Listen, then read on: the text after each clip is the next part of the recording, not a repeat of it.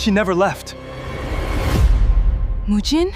At 9:17 on a bright Monday morning, Jeong Mu-jin learned that the woman he had hated for 3 years had never used the ticket everyone claimed had taken her away from him. The proof was resting beneath his mother's carefully folded silk scarves inside a walnut drawer at the Jeong family residence. It was a cream-colored airline ticket, slightly faded around the edges. One way, Incheon to Accra. Passenger, Akosua Bediako.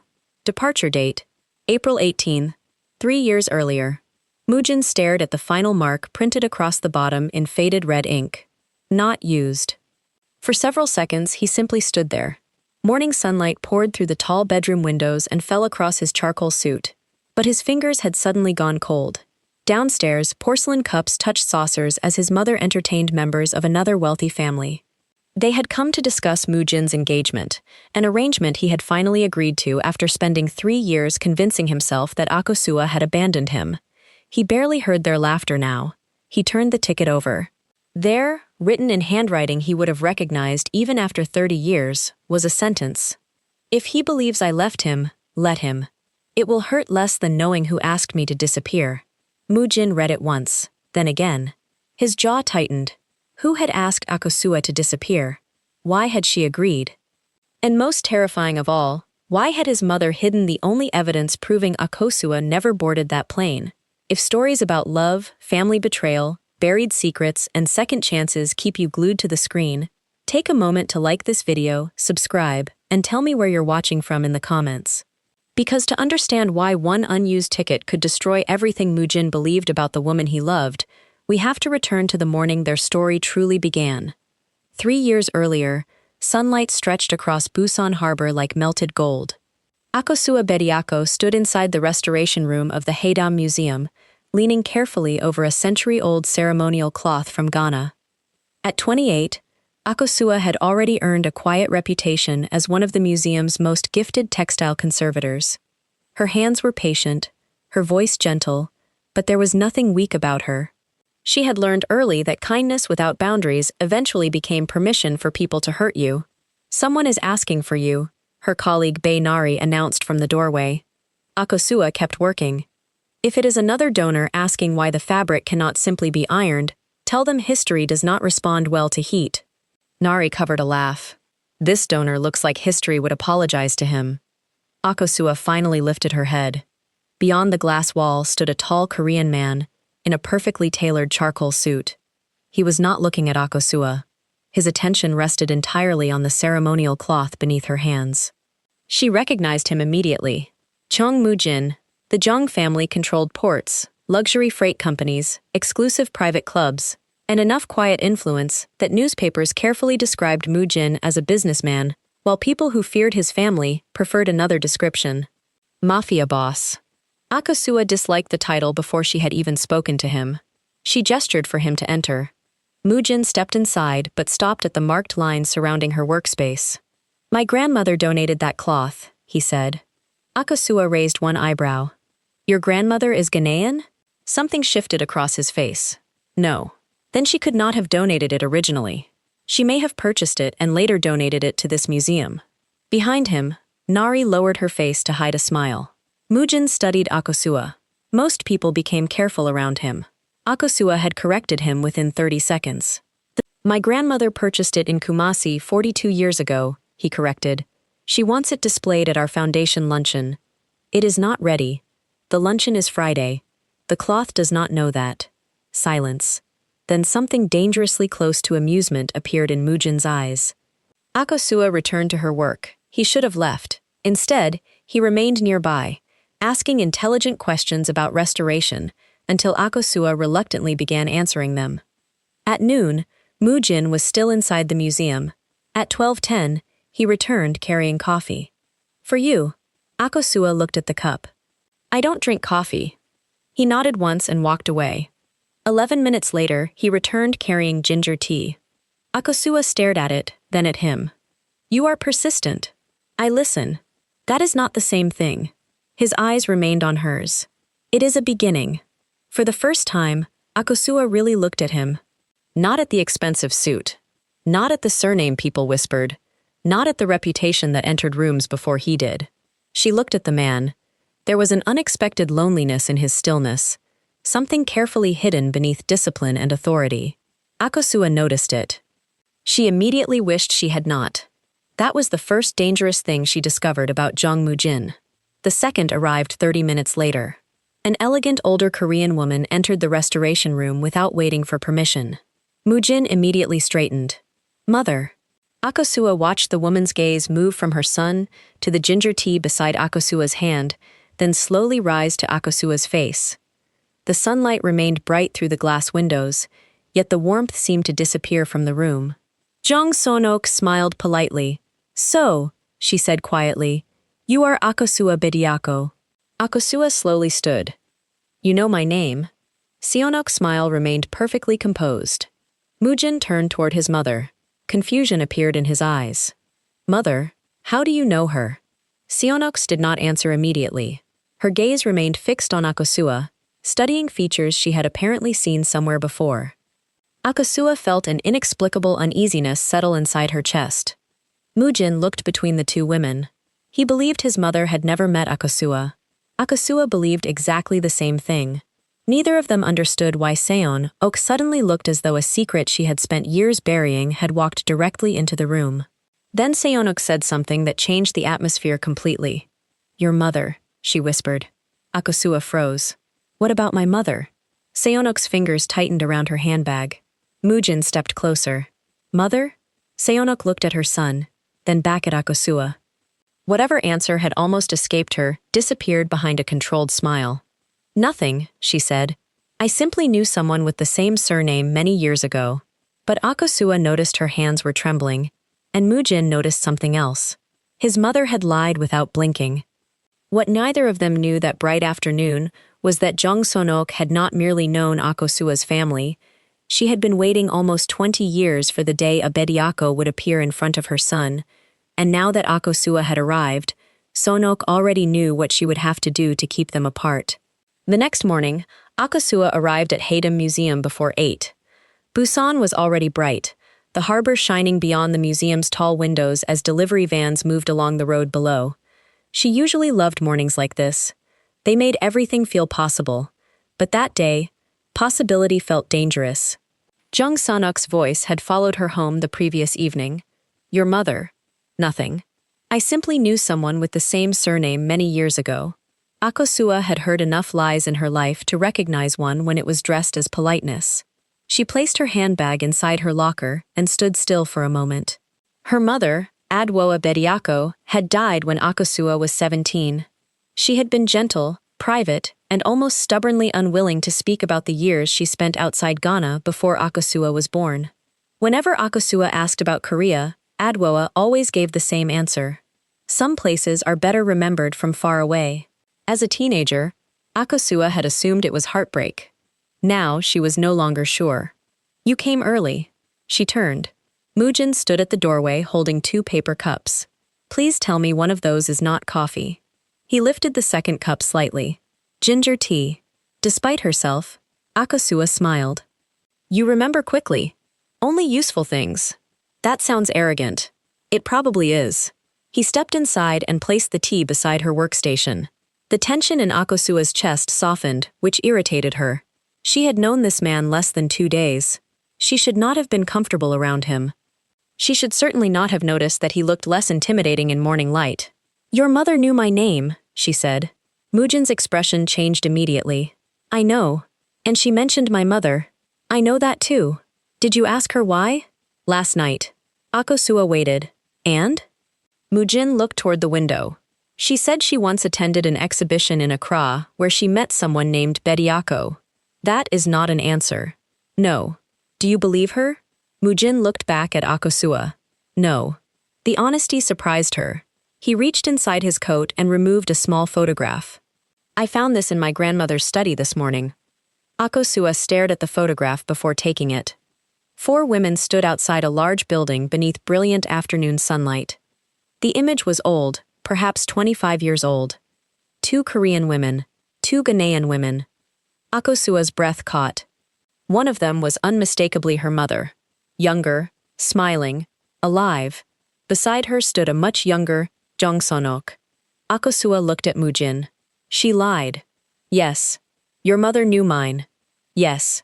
Akosua turned the photograph over. A handwritten date appeared on the back. Kumasi, 1998. Beneath it were 4 names.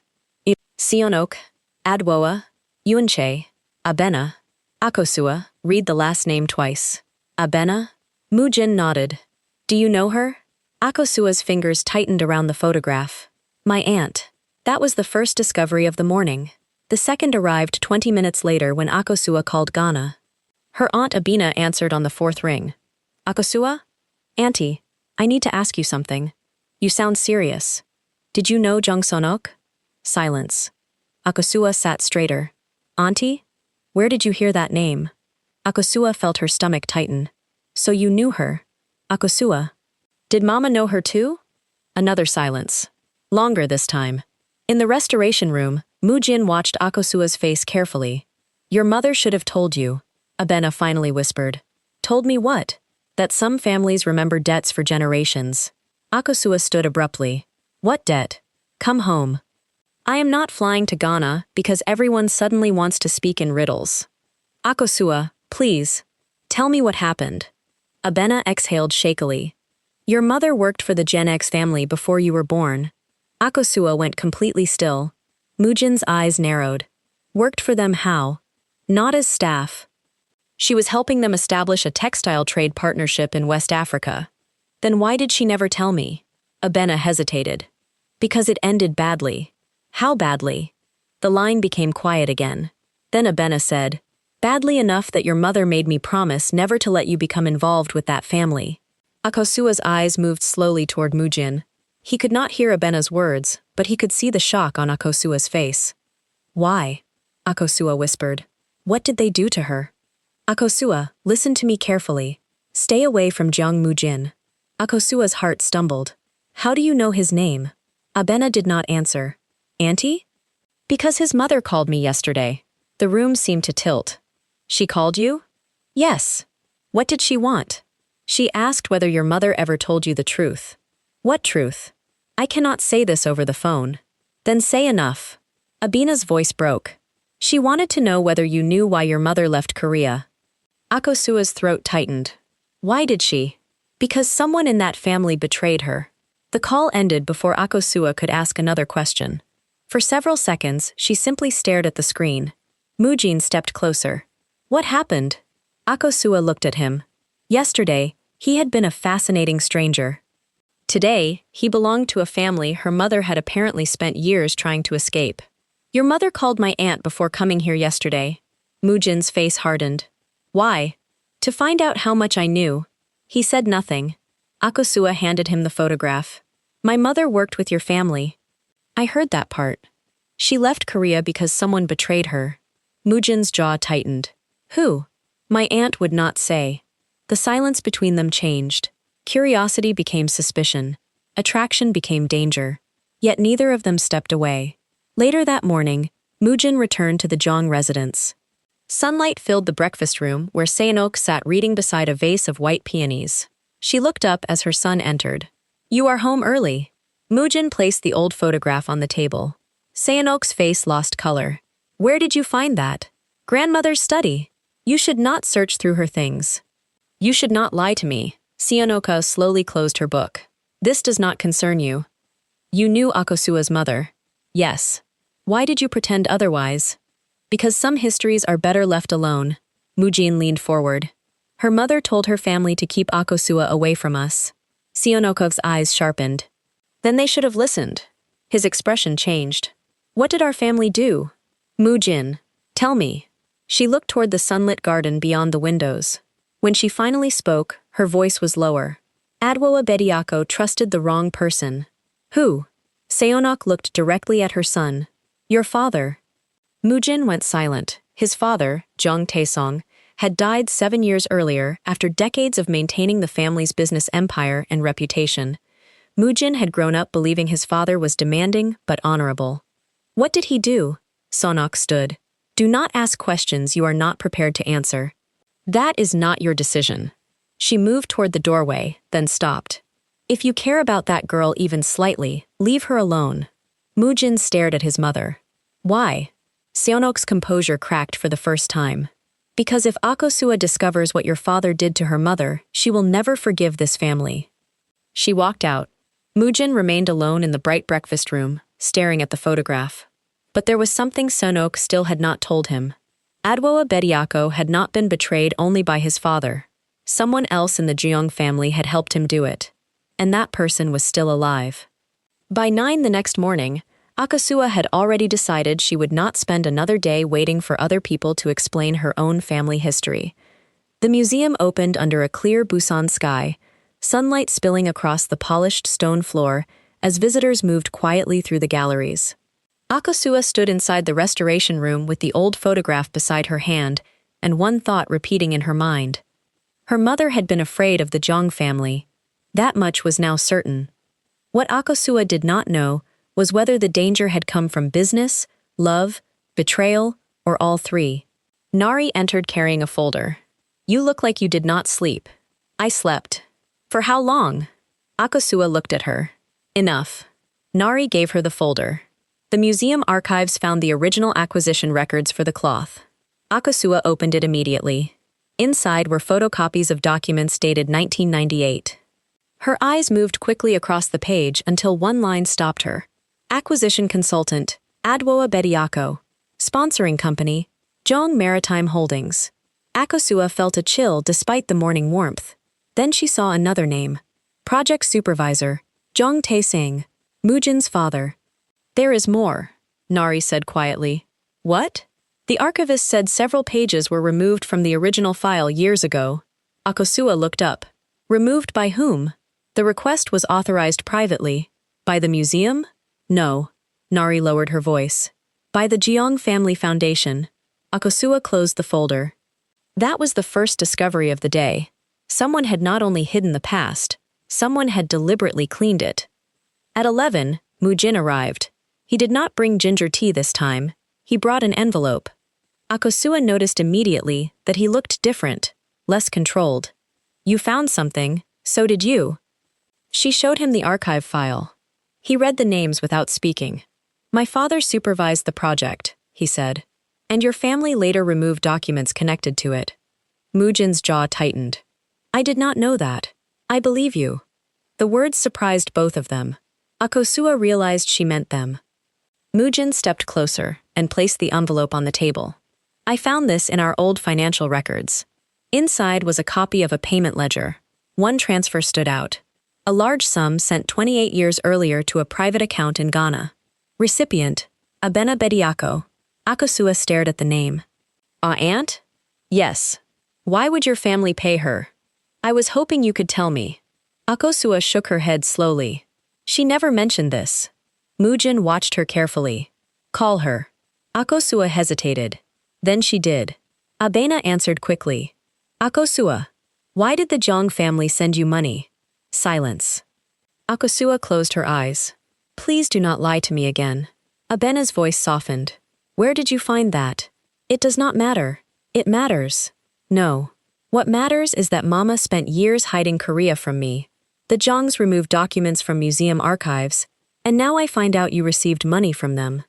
Mu-jin remained a few steps away, giving her privacy without leaving. Tell me the truth. Abena sighed. The money was not for me. Then who was it for? Your mother. Akosua froze. Why? Because they wanted her gone. The words landed harder than Akosua expected. Who paid her to leave? Taesong authorized it. Mu-jin's face changed when he heard his father's name. Why would he do that? Akosua asked. Abena became quiet again. Because your mother had proof that could destroy the Jeong family. Akosua gripped the phone. Proof of what? A promise they never intended to keep. What promise? Akosua, there are things your mother protected you from. I am not a child. I know. Then stop treating me like one. Abena's voice trembled. Your mother was supposed to become part of that family. Akosua's breath caught. Across from her, Mu-jin went completely still. What does that mean? Akosua whispered. It means Akosua was not only working with Taesong. Then what was she doing? Abena hesitated. She was engaged. Akosua's heart began pounding. To who? Not Taesong. Mu-jin stepped closer. Akosua stared at him as the silence stretched. Then who? Abena finally answered. To Taesong's younger brother. Akosua lowered the phone slightly. Mu-jin's face had gone pale. His father had only one younger brother, Jeong Sang-wook, the quiet uncle who had disappeared from public life years ago and now lived alone outside Busan. Why did the engagement end? Akosua asked. Abena's next words came slowly. Because your mother discovered that Sang-wook had already promised himself to someone else. Who? Seon-ok. Akosua stopped breathing for a moment. Mu-jin stared at her. His mother. His uncle. Her mother. 3 people connected by one secret none of them had known. That makes no sense, Mu-jin said quietly. Abena heard him. He is there? Yes. Then both of you need to understand something before you ask another question. Akosua swallowed. What? Your mother did not leave Korea because Sang-wook betrayed her. Akosua's fingers tightened around the phone. Then why? Abena's voice dropped. Because she discovered who Seon-ok truly loved. The call ended. Akosua stared at the screen. Mu-jin looked toward the bright windows, then back at her. Neither spoke. Because suddenly the question was no longer who had broken Adwo's heart. The question was whose heart Seon-ok had been protecting all these years. And somewhere outside Busan, Jeong Sang-wook was still alive with the answer. By 10 the next morning, Mu-jin and Akosua were driving toward a quiet coastal village outside Busan, where Jeong Sang-wook had lived for almost 12 years. Neither of them had spoken much since leaving the city.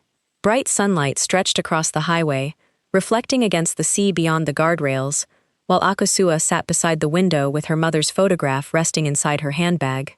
She had barely slept. Every new answer seemed to make her mother's past less understandable. Adwoa had been engaged to Sang-wook. Sang-wook had apparently promised himself to Seon-ok. Taesong had paid Adwoa to leave Korea.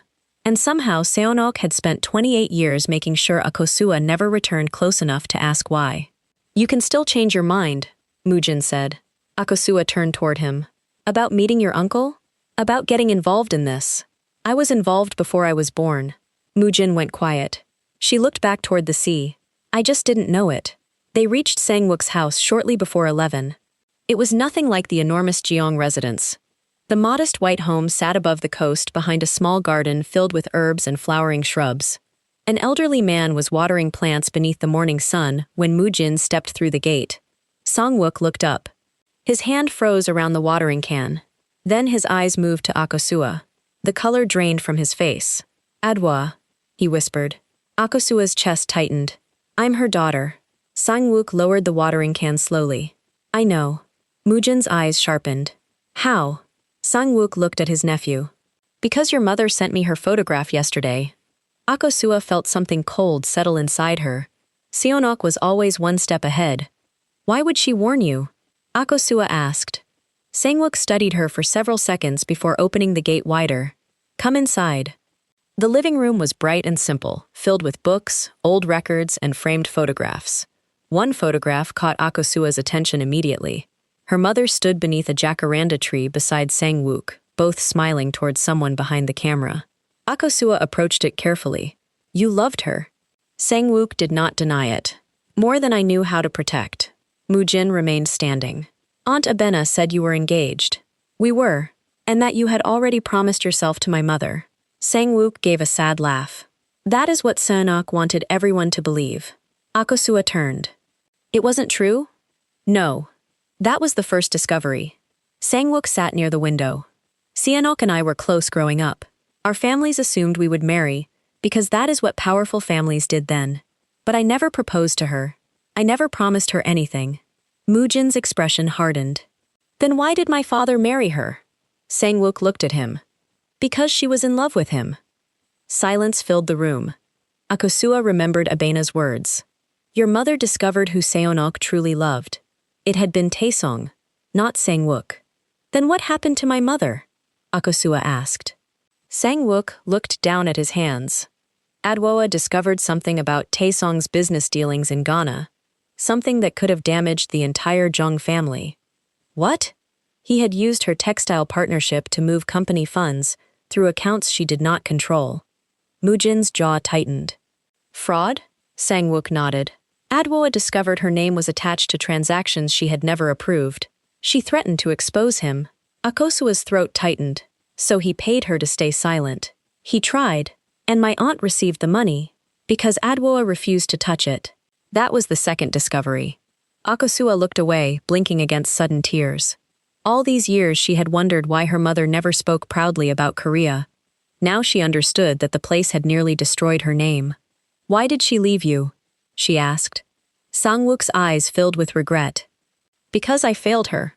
Akosua looked back. "How?" "Taesong told me that if Adwoa exposed him, thousands of employees would lose their jobs and our father would be disgraced. I asked her to wait while I found another way." His voice broke slightly. She heard only one thing, that when she needed me to choose her, I chose my family. Akosua felt the emotional weight of it immediately.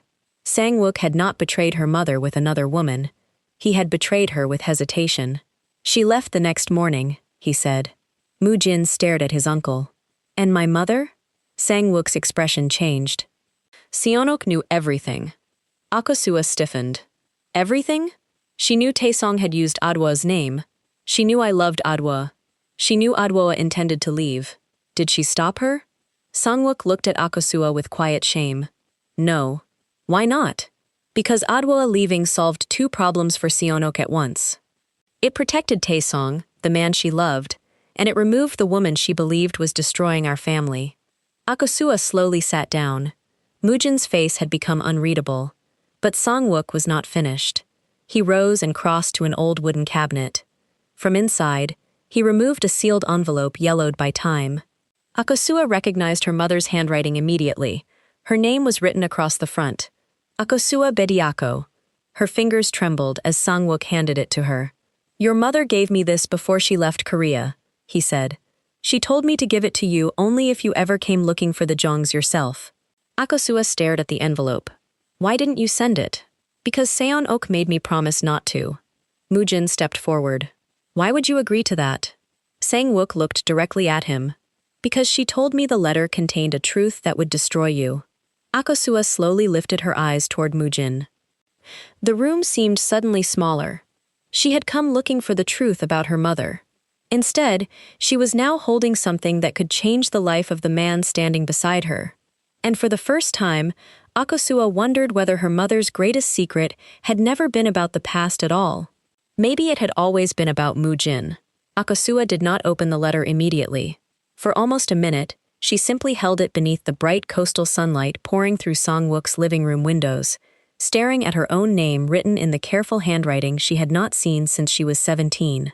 Mu-jin stood across from her, watching the envelope as though it might answer a question he was suddenly afraid to ask.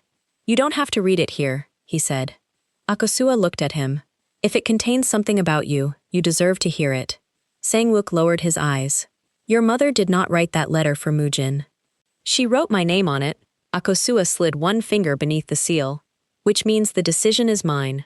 The paper inside had yellowed slightly with age. She unfolded it carefully. The first line nearly broke her.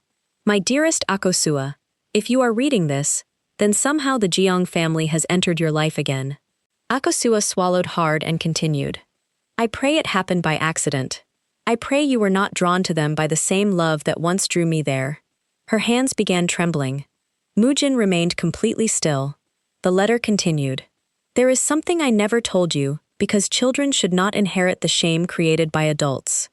Jeong Taesong used my name to protect money that did not belong to me. When I threatened to expose him, Sang-wook asked me to wait. I loved Sang-wook, but in that moment, I understood that love can become another prison when the person beside you is too afraid to choose what is right." Akosua paused. Sang-wook turned his face toward the window. She continued reading. "But Taesong's betrayal was not the secret I feared most. Before I left Korea, Seonok came to me privately. She begged me not to expose her husband.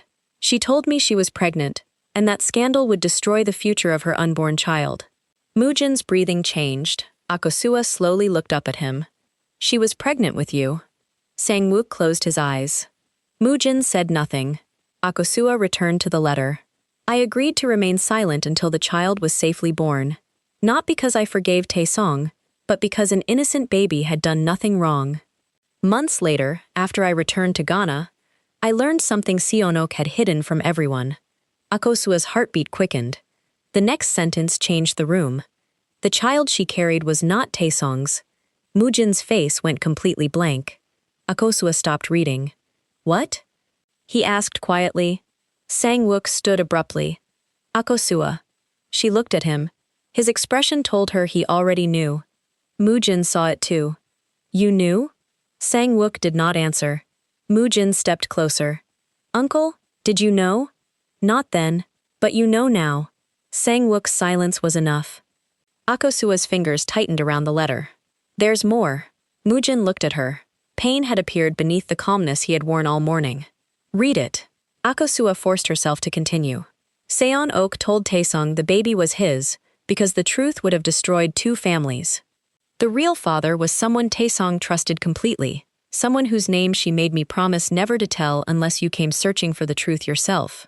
Akosua's eyes rushed to the next line, but the name had been cut away. A clean strip had been removed from the bottom of the page. Someone cut it, she whispered. Mu-jin took the letter and stared at the missing section. His voice became cold. Who had this? Akosua looked at Sang-wook. You did. The letter was sealed when Adwoa gave it to me. Then how was part of it removed? Sang-wook's face tightened. Seon-ok had access to it once. Mu-jin laughed once, without humor. Of course she did. He turned away, looking toward the sunlit sea. In less than 10 minutes, the father whose name he had carried his entire life had become a question. Akosua wanted to comfort him, but something stopped her. Not fear. Respect. Some pain needed permission before it could be touched. Mu-jin finally spoke. Was my father Sang-wook? Akosua's eyes widened. Sang-wook looked horrified. No. Then who? I promised Seon-ok. You promised her 28 years ago. I am standing here now. Sang-wook shook his head.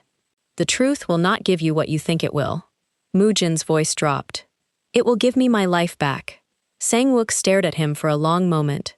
Then he walked toward the bookshelf and removed a small leather ledger.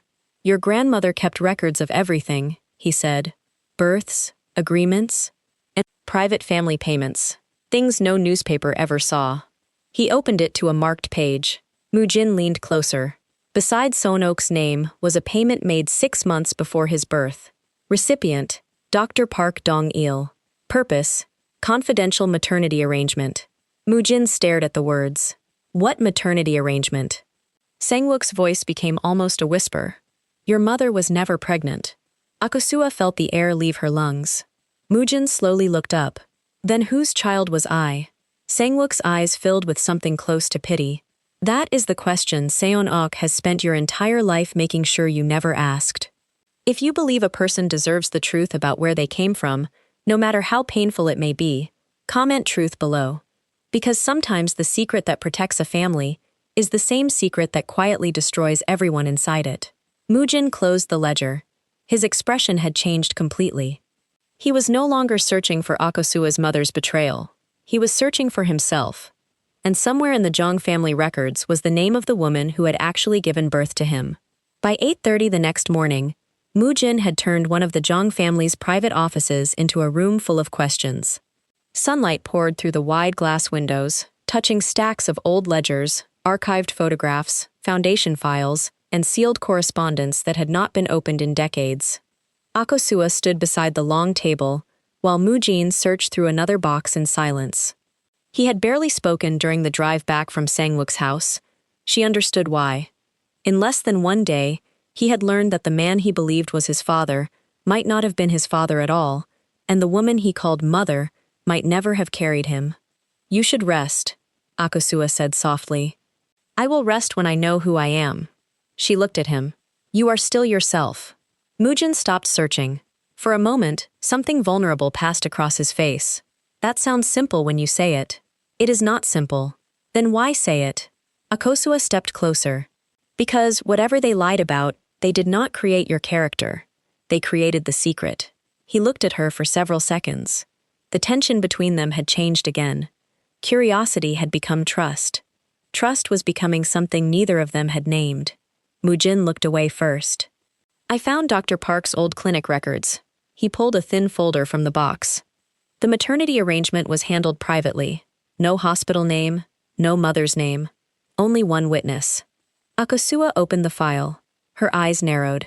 Jeong Mu-jin, my grandmother's younger sister. The woman in the old photograph? Yes. Akosua remembered the 4 names written behind the picture from Kumasi.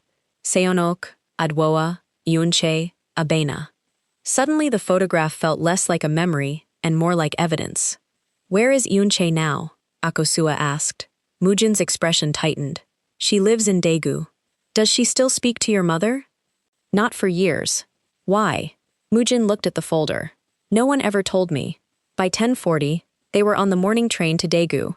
Akosua sat beside the window as green hills and bright towns moved past.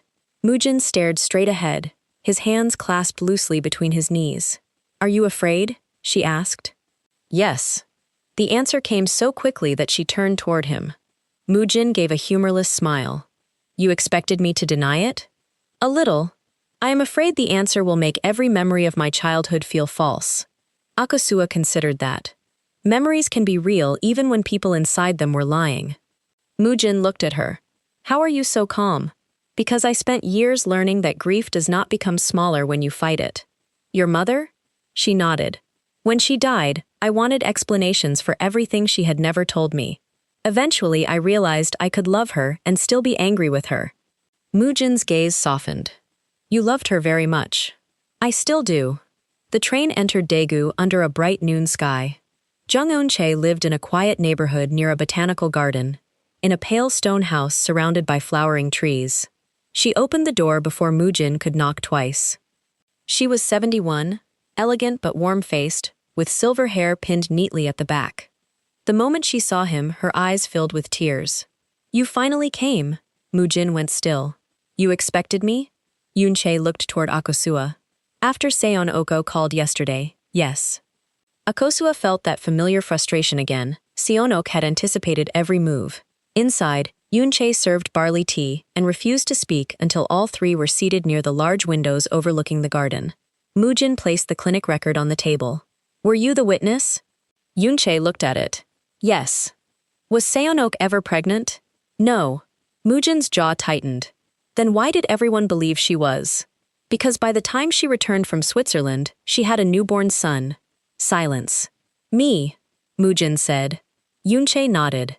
That was the first discovery. Who gave birth to me? Mu-jin asked. Yunche looked toward Akosua, then back at him. A young woman who could not safely raise you. Who? Yunche's hands tightened around her cup. Her name was Efua Nyarko. Akosua inhaled sharply. The name was Ghanaian. Mu-jin stared at Yunche.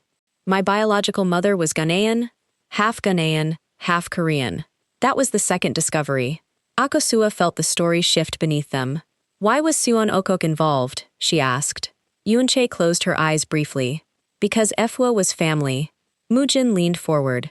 Whose family? Yunche's voice lowered. Adwoa's. Akosua froze. My mother? Not her daughter, Yunche said quickly. Her cousin. Akosua stared at her. Why did Mama never tell me? Because Efua disappeared from everyone's life shortly after Mu-jin was born. Mu-jin's face hardened. Disappeared where? To Ghana. At first. Yunche looked toward him with deep sadness. She believed she would return for you. Why didn't she? Yunche did not answer. Mu-jin's voice sharpened. Why didn't she come back?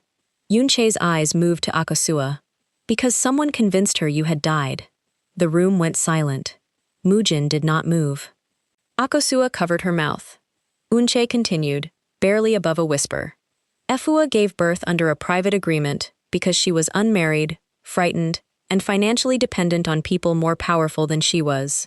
She believed Seon-ok would care for you temporarily until she could rebuild her life. But after she returned to Ghana, she received documents saying the baby had not survived. Mu-jin's breathing became shallow. Who sent them? Yunche looked down. I never knew for certain. You knew enough. I suspected. Who? Yunche raised her eyes. Seon-ok. Mu-jin stood abruptly and walked toward the window.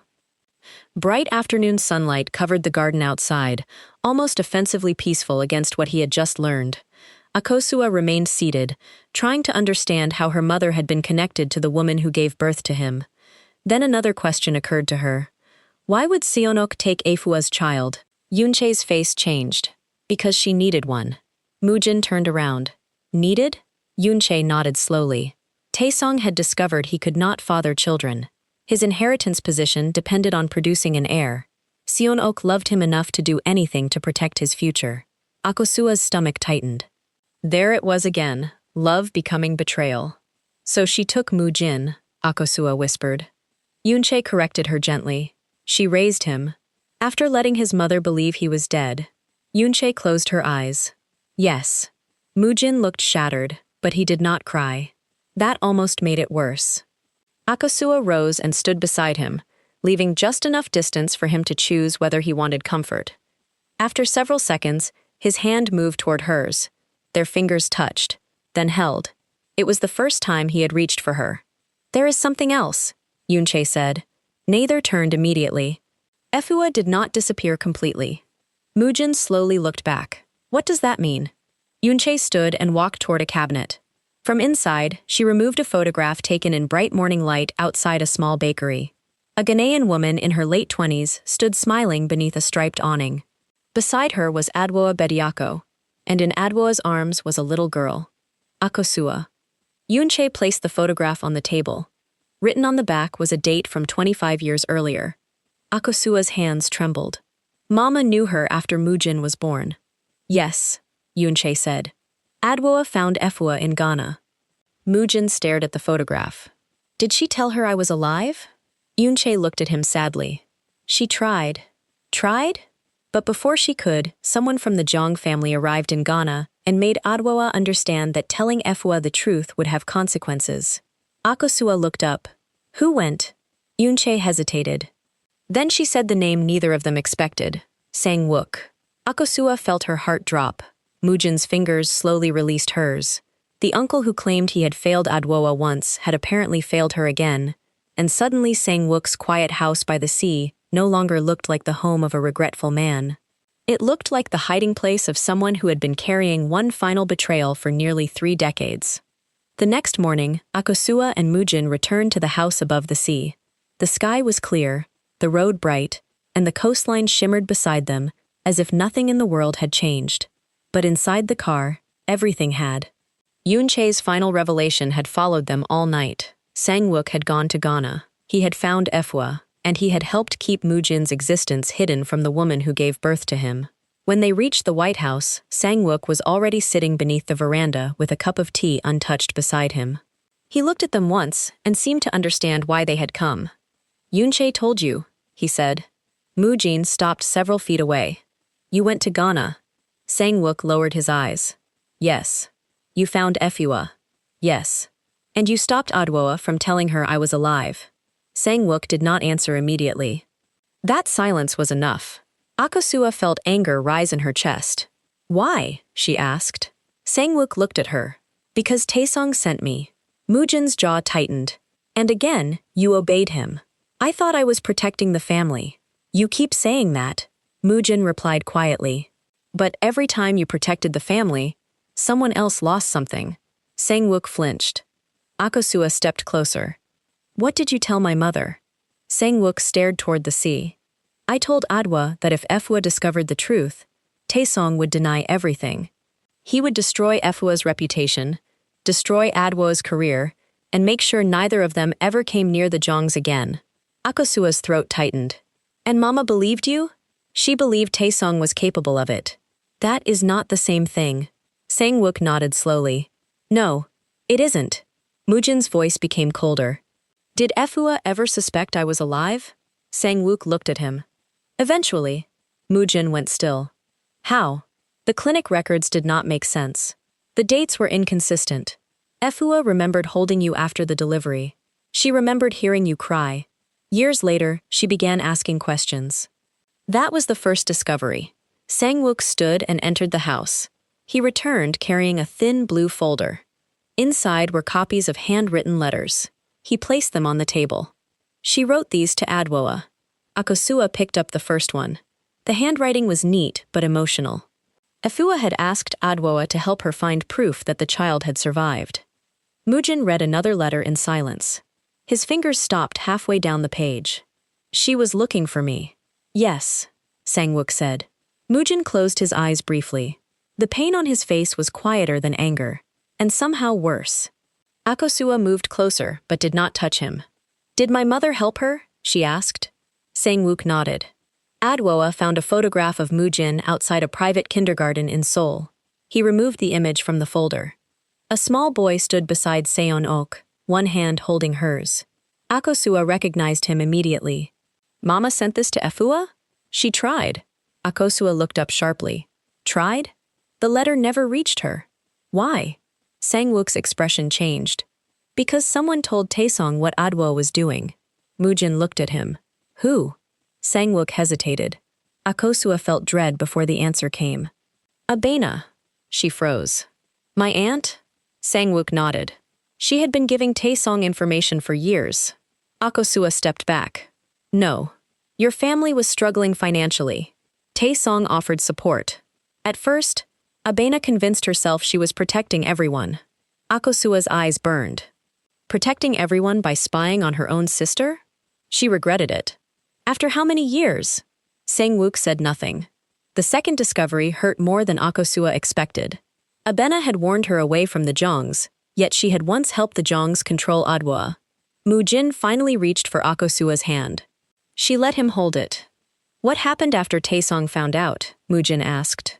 Sang-wook looked at the photograph. He threatened Adwoa again. This time, he did not threaten her career. Akosua's voice dropped. What did he threaten? Sang-wook looked directly at her. You. Akosua stopped breathing. He told Adwoa that if she continued searching for the truth, he would make sure you grew up carrying the scandal of everything he had attached to her name. Akosua's eyes filled with tears. Her mother had not stayed silent because she had stopped caring. She had chosen her daughter over justice. Mu-jin squeezed Akosua's hand gently. Then he asked the question neither of them had dared to ask. Where is Efua now? Sang-wook's expression changed. Alive. Mu-jin's grip on Akosua's hand tightened. You know where she is? Yes. Since when? 8 years. Mu-jin stared at him in disbelief. 8 years? Sang-wook nodded. I found her again. And you never told me? She asked me not to. Mu-jin stepped forward. Why? Sang-wook's voice softened. Because by then she knew you were alive. She knew exactly who you had become. Then why didn't she come? Sang-wook looked toward the sea. Because she believed you had chosen Seon-ok as your mother, and she thought returning would destroy your life. Mu-jin's face broke in a way Akosua had never seen before. Not anger, not pride, grief. Where is she? Sang-wook answered quietly. Cape Coast. Akosua looked at Mu-jin. For the first time, the next truth was not hidden in a letter, a photograph, or someone else's confession. It was alive, waiting in Ghana. And Mu-jin finally understood that his biological mother had never abandoned him. She had stayed away because she believed loving him meant letting him belong to someone else. The next morning in Cape Coast, Mu-jin stood outside Nyarko Morning Bakery while Akosua sat with Efua beneath the cream-striped awning. Sunlight warmed the pavement, but none of them felt light. Efua had spent hours telling Mu-jin what 28 years of silence had cost her. She showed him letters returned unopened, birthday notes never delivered, and one photograph of him clipped from a Korean business magazine. Mu-jin held it for a long time. You kept this? He asked. Efua nodded. It was the closest I could get to knowing the man my son became. Mu-jin looked away, fighting tears. Akosua reached for his hand. This time, he did not hesitate. Come back with us, he told Efua. Not because I know what to call you yet, but because I want the chance to learn. Efua cried quietly. That is more than I ever expected. 3 weeks later, they returned to Korea. By then, Akosua and Mu-jin were no longer pretending their bond was only about uncovering family secrets. They had become each other's safe place. Their guarded hearts slowly made room for trust. Then Seon-ok discovered Efua was in Korea. She summoned Akosua alone to the Jeong residence on a bright April morning. On the table between them sat a one-way ticket from Incheon to Accra. Leave him, Seon-ok said. Akosua stared at the ticket. Why? Because Mu-jin's inheritance depends on the Jeong bloodline. If the board learns Taesong was not his biological father, They can challenge everything he controls. Then tell him the truth. Seonok's eyes hardened. Truth does not protect power. Akosua stood. Neither does betrayal. Seonok slid a file across the table. It contained documents proving she could expose Mu-jin's parentage publicly. If you stay, I release them. Akosua's chest tightened. You would destroy the son you raised? Seonok's voice broke. I would stop him from destroying himself for love. Akosua finally understood Adwoa's tragedy.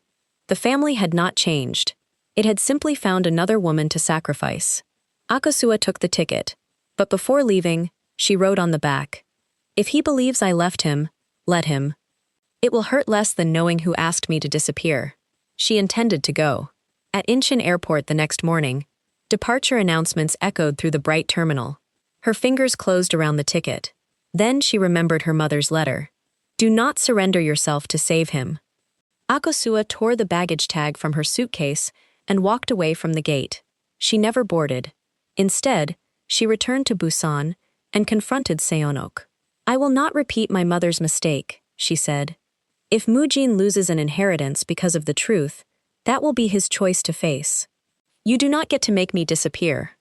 Seonok stared at her. Then I will tell him you left. Akosua's eyes filled. If you do that, you will lose him eventually. Seonok kept the ticket. She also intercepted every message Akosua sent. Mu-jin believed the lie. Hurt, he eventually stopped searching. Akosua left Busan, not Korea, and accepted a restoration fellowship in Gyeongju. For 3 years, neither knew how completely Seonok had separated them. Then came the Monday morning from the beginning of this story. Mu-jin found the unused ticket hidden beneath his mother's scarves. He read Akosua's words. He understood.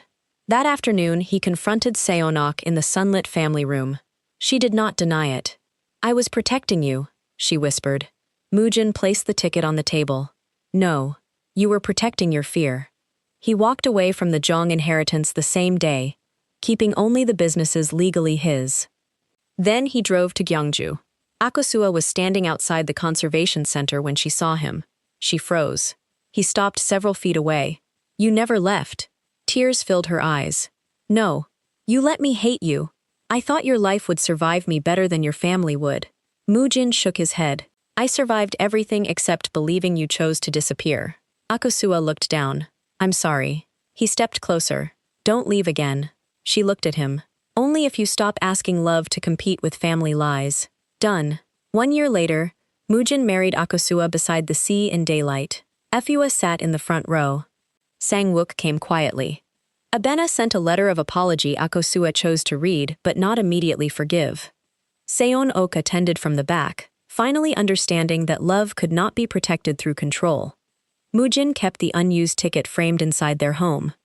Not as proof that Akosua almost left, but as proof that she chose not to. And every morning after that, when sunlight crossed the frame, he remembered the truth that had cost them 3 years. Sometimes the deepest family betrayal is not hatred. Sometimes it is love twisted by fear. If this story stayed with you, share it with someone who believes love deserves truth, not sacrifice. And tell me in the comments, would you have forgiven Seonok? What makes this story so painful isn't simply that Akosua and Mu-jin lost 3 years. It's the reason they lost them. Almost every betrayal began with someone claiming they were protecting somebody they loved. Sang-wook called silence protection. Adwoa sacrificed her own happiness, believing she was protecting her daughter.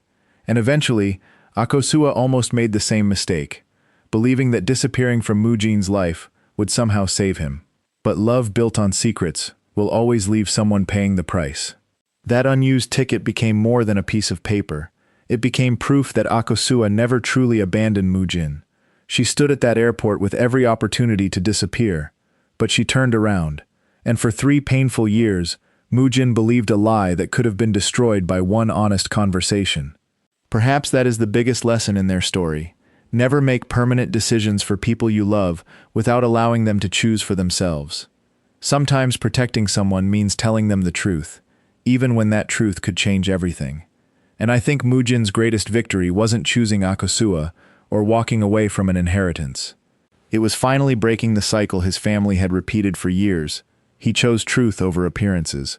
Akosua chose dignity over sacrifice. And together, they proved that family betrayal can steal time, but it doesn't always get to decide how the story ends. Now I want to hear from you. If you were Mu-jin, could you ever forgive Seon-hoka after discovering she stole 3 years of your life? Tell me in the comments.